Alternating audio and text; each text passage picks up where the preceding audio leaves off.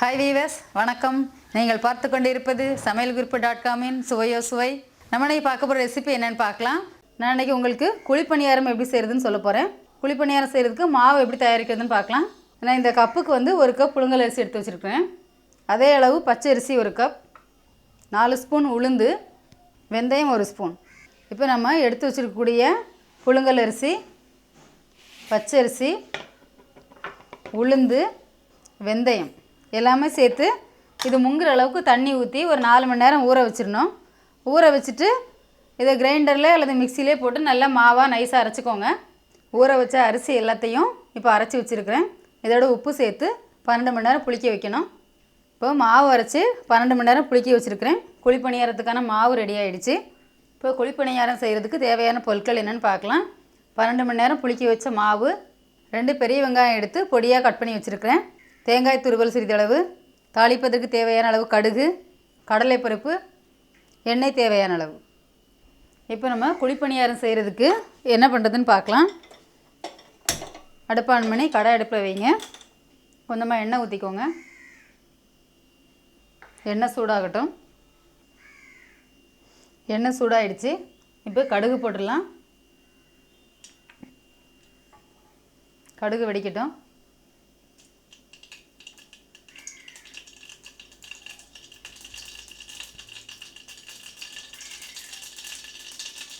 இப்போ கடுகு வெடிச்சிருச்சு.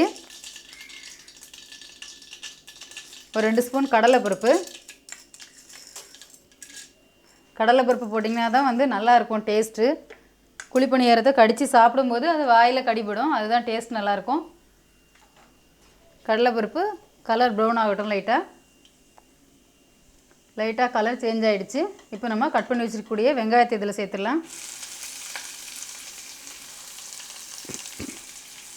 போட்டு இதை லைட்டாக வதக்கிடலாம்.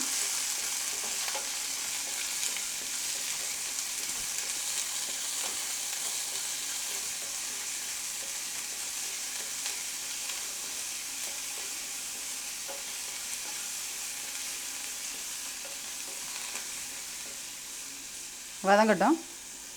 இப்போ வெங்காயம் ஓரளவு வதங்கிடுச்சு. இப்போ அடுப்பு ஆஃப் பண்ணிடலாம். இப்போ இந்த வதக்கின வெங்காயத்தை வந்து மாவோடு சேர்த்துடலாம். சேர்த்துட்டு நம்ம எடுத்து வச்சுருக்கூடிய தேங்காய் துருவலும் இதில் சேர்த்துடலாம். சேர்த்து இது நல்லா ஒன்றா மிக்ஸ் பண்ணிடலாம். இது குழிப்பணியாரத்துக்கு மாவு கெட்டியாக இருக்கணும், தண்ணியாக இருக்கக்கூடாது. கெட்டியாக இருந்தால் தான் நல்லாயிருக்கும், எடுக்க முடியும், ஊற்றுறதுக்கு ஈஸியாக இருக்கும். அதனால் மாவு கெட்டியாக இருக்கிற மாதிரி பார்த்துக்கோங்க, தண்ணி சேர்க்க வேண்டாம். அரைக்கும் போதே கெட்டியாக அரைச்சிக்கோங்க. இப்போ குழிப்பணியாரம் மாவு ரெடி ஆகிடுச்சு. இப்போ நம்ம குழிப்பணியாரம் எப்படி ஊற்றுறதுன்னு பார்க்கலாம்.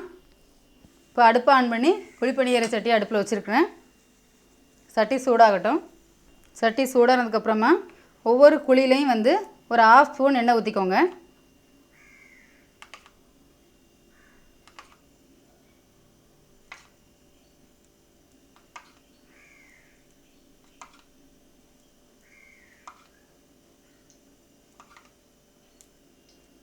எண்ணெய் ஊற்றியாச்சு. இப்போ மாவு ஊற்றிடலாம். ஒரு சின்ன கரண்டி எடுத்துக்கோங்க, அப்போ தான் மாவு ஊற்ற வசதியாக இருக்கும். ஒரு கரண்டி மாவு எடுத்து 2 குழியில் ஊற்றிக்கோங்க. அப்போ தான் உங்களுக்கு திருப்பி போடுறதுக்கெலாம் வசதியாக இருக்கும். நிறைய ஊற்றினீங்கன்னா திருப்பி போட முடியாது.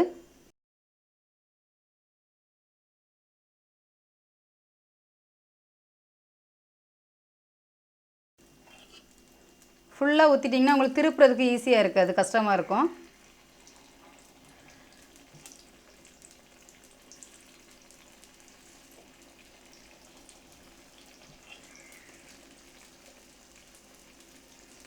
இப்போ எல்லாத்துலேயுமே ஊற்றியாச்சு, வேகட்டும்.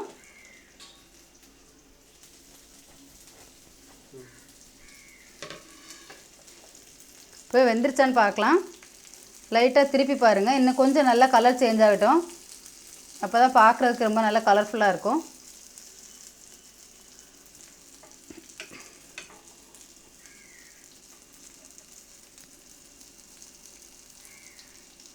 இப்போ வெந்துருச்சு, திருப்பி போட்டுடலாம்.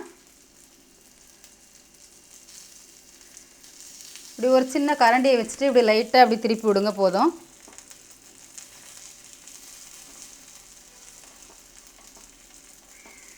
திருப்பி விடும்போது நீங்கள் அடுப்பை சிம்மில் வச்சுக்கோங்க. ஹை ஃப்ளேமில் வச்சிங்கன்னா வந்து ரொம்ப சூடாக இருக்கும்.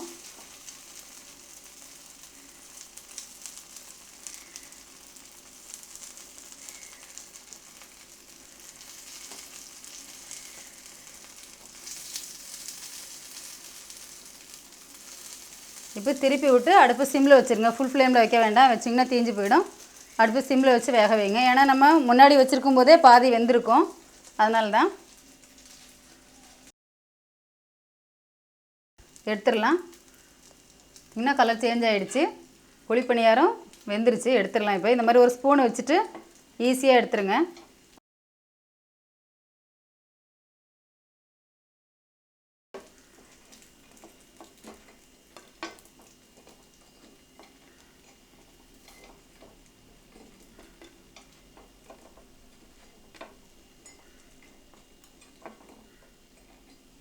இப்போ குழிப்பணியாரம் ரெடி ஆகிடுச்சு.